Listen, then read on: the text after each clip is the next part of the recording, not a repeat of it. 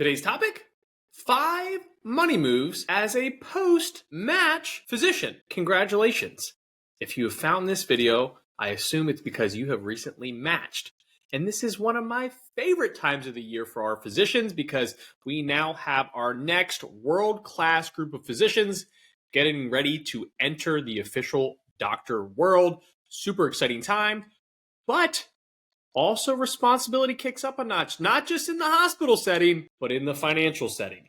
So we're going to walk through 5 important topics for you to keep an eye on. Let's not get too crazy, right? We got plenty of time to get organized. You worry about becoming a world-class doctor. Let's just not mess anything up financially in that time frame of your training.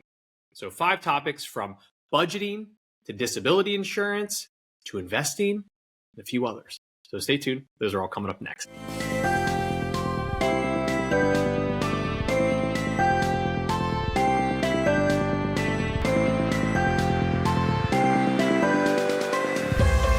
Well, we're just going to start with the worst part first, budgeting.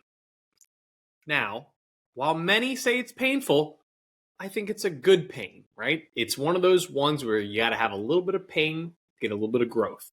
So first thing you got to learn to conquer is budgeting. And probably for most of you, this is the first time having income in a very long time, if maybe for the first time in your life, or at least consistent income, right? And I'm not going to get into you being underpaid. I know that. Believe me, I've worked with physicians now for over a decade. I know that you were dramatically underpaid while you're a physician. But the good news is you're still working with some good money. Now, money compared to your hours, again, different story. But you got to learn to budget. But here's the good news. This isn't an Excel spreadsheet anymore. This isn't a pen and paper. Now, it can be those things.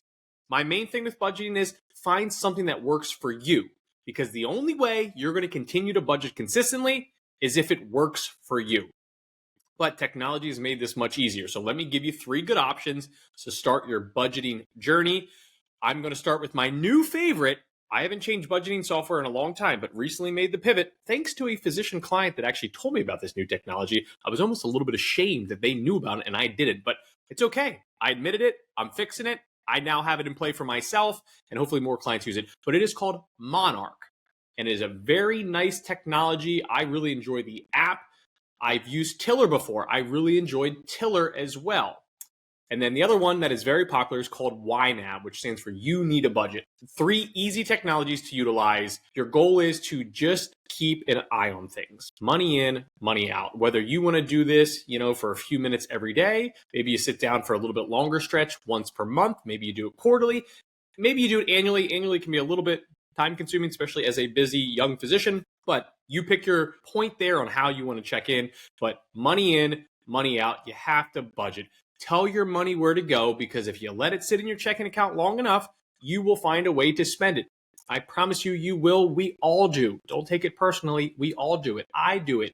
The world's smartest financial people, not me, they do it.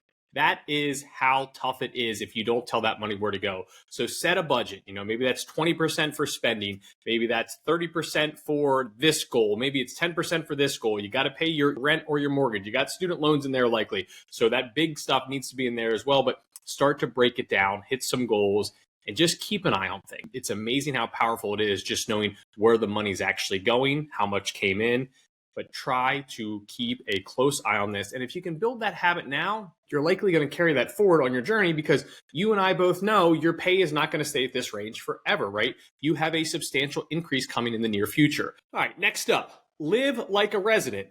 Good news is you're a resident, or maybe a fellow, depending on where you are on that match journey. But regardless, you're somewhere in your training. So this actually matches up perfectly to you. Usually we utilize this one as a young attending, because we want you to keep that budget nice and low. But, Dr. Dolly, the white coat investor, his favorite saying, continue to live like a resident.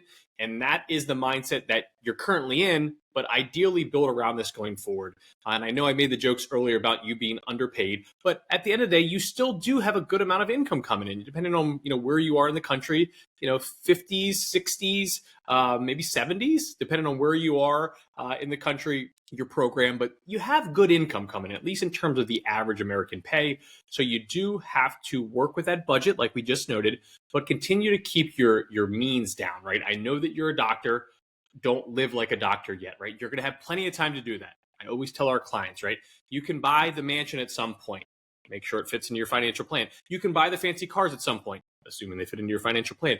But right now is not the time for any of that, right? We just have to get organized. We want to start to build that foundation. So number two, it's an easy one. It's a straightforward one. It's one you're going to hear continuously throughout your journey and hopefully into your attending status, but continue to live like a resident. All right, number three on the list, build an emergency fund, rainy day fund, whatever weird name you want to give it. I don't care. But start to put money into this emergency fund. You will never be upset that I told you about this. Now, here's the thing.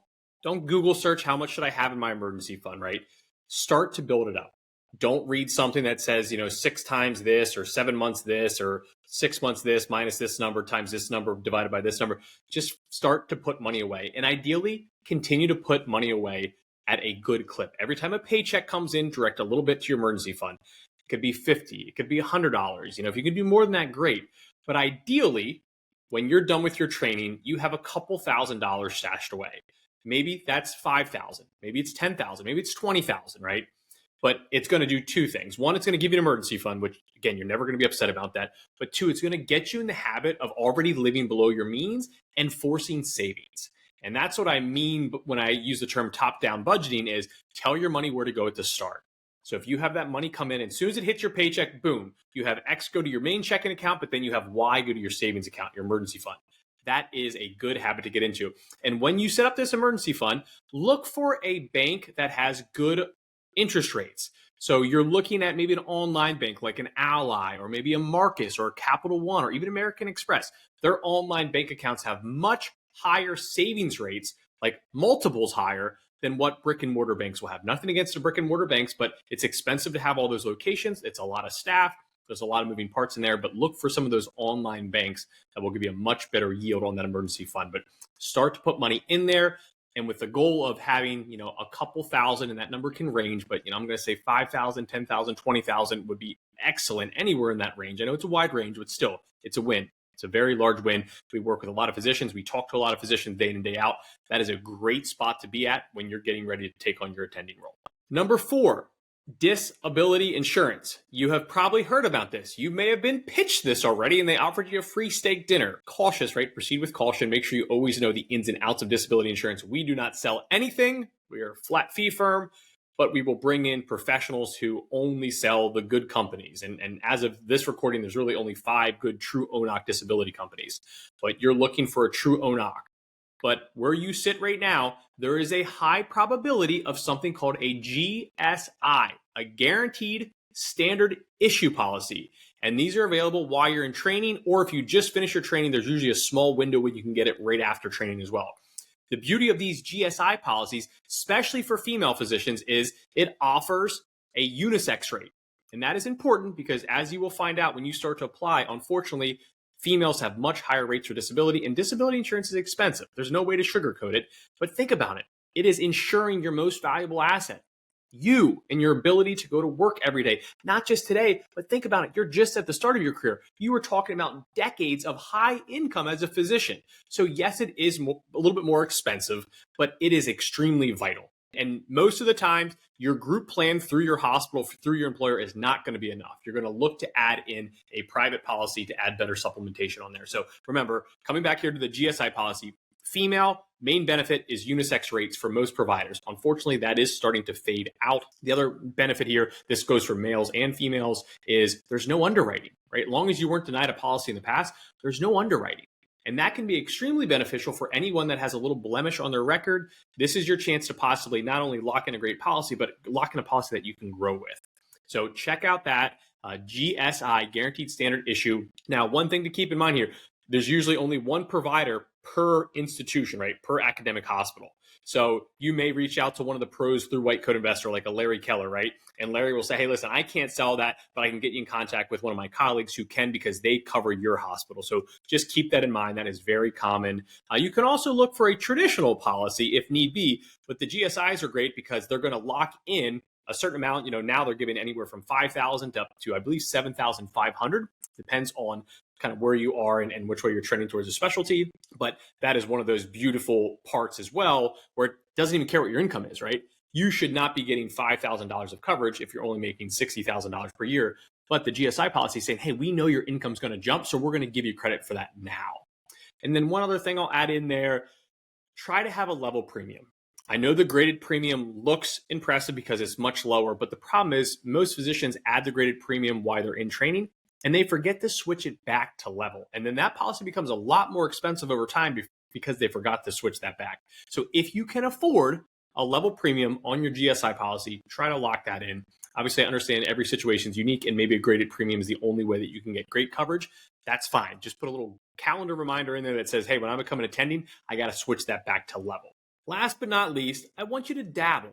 Just dabble in investing. You don't have to get crazy here. Don't go trying to put every single dollar into the 403B, the 401k, the 457B. Now, hey, if that's your goal and you can do it and it feels good from a cash flow perspective, you're never going to be upset that you save, too much savings. But don't get crazy here, right?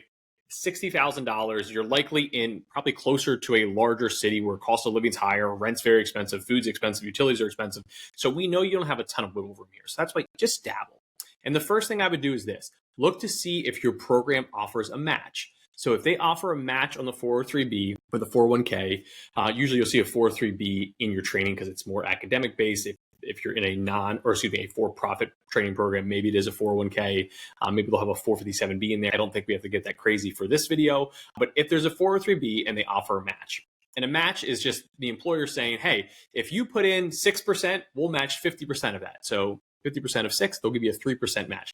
Now, keep an eye. Sometimes while you're in training, they do not consider you an employee, and they'll say that, hey, you don't get the match. Or they'll consider you employed, but they say we won't give you the match, right? Keep an eye on that. Talk to HR. They're happy to walk you through these things. But the first thing I want you to do is at least take advantage of that match. So going back to my example, if it says, hey, put in 6% of your salary to get a 50% match, try to get in 6% because really you just added a 3% bonus that's going into your 401k plan. So a nice win there. If your program does not have a match, you could still use a 403B or 401k because it's easy, but your income is likely low enough that you can also go directly to a Roth IRA. And a Roth IRA is going to have a lot of benefits in the long run. You'll probably start to hear a term called a backdoor Roth IRA. A few things to keep in mind if you are going to go directly to the Roth. If you were married and you were doing married filing separately, most likely for student loan reasons, you pretty much always have to do a backdoor Roth IRA because the income limit plummets down to $10,000. So if you're watching this video and you're married and you're doing Roth IRAs and your income is over $10,000, which if you're just matched, your income is over $10,000, you cannot go directly to a Roth anymore. You have to start to do a backdoor Roth.